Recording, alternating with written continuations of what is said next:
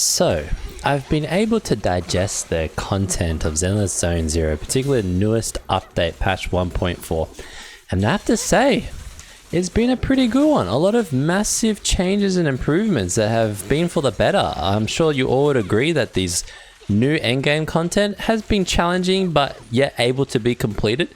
At the start, I wasn't sure, but as time's gone on and I've been able to level up certain units, I found that, yeah, they were really good. It's just like, you just got to make sure that you match elements correctly and at least don't play to the weakness. So I thought that was really good. The patch 1.4 story I thought was probably one of the better ones to date. The cutscenes are fantastic. It had a little bit of like a Kingdom Hearts 3 feel towards the end, where you're going through your like container shipping area and you get to see like Khalida and Grace and a few of the characters about as you're running to the boss, and then you get the super boss, which is kind of similar how the end of like Kingdom Hearts usually is. Usually you have like all the Disney characters around and then you go and beat some sort of super boss. So it's kind of cool. It kind of made me think that yeah, they should just, obviously the developers would have played games, so yeah, take the best of the games they've played and try and implement it in Zenless Zone Zero. I think that would be really cool. I don't know if that was by accident, but there was some similarities of that little scene at the end. So yeah, they should just go hard into just yoinking and twisting the best of games and turn it into the gacha. So that was really good. And then like the tower mode that they introduced with the bangaboo, I thought that was actually pretty hard. At first I thought that would be really easy and straightforward, but no, they threw some challenges in there. You have to be very specific with your timings if you want to clear the content. And if you want to perfect the content, well, that's like an added layer. I have not perfected every level on that. I know it's possible, but it would take you a little bit to work out the compositions without like cheating and looking for the answer, which I think is fantastic because it means that is endgame, right? Like if you could just finish it straight away, it wouldn't really be much of an endgame. So the fact that there's still content there sitting there if I choose to do it, I think it's fantastic.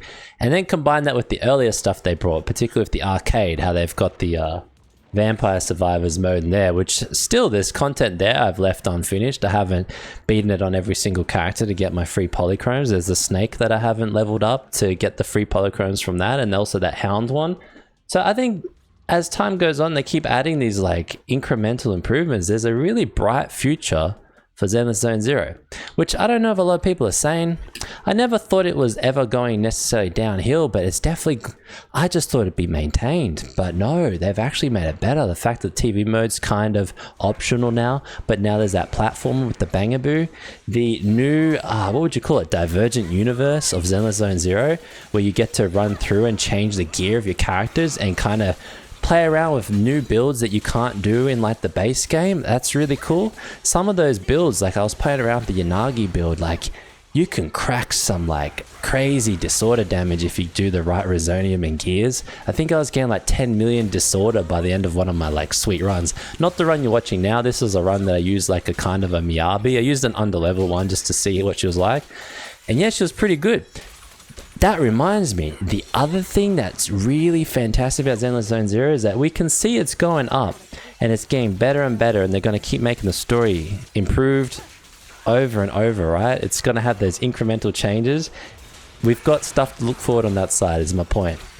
But the other thing is that what Miyabi means for the game.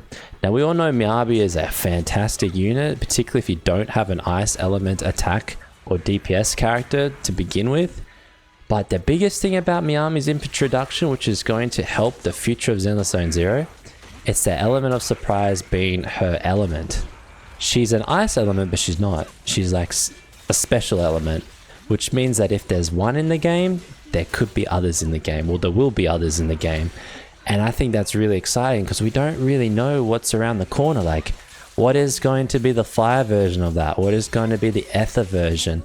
The electric version, the physical version? Like, what kind of crazy units are these going to be, and what are they going to look like? Are they all going to be void hunters, or is there going to be some like new characters, like new type of thing that's going to be coming out? Is it reserved for void hunters, or is it sort of like the special of the special in the Zenless Zone universe?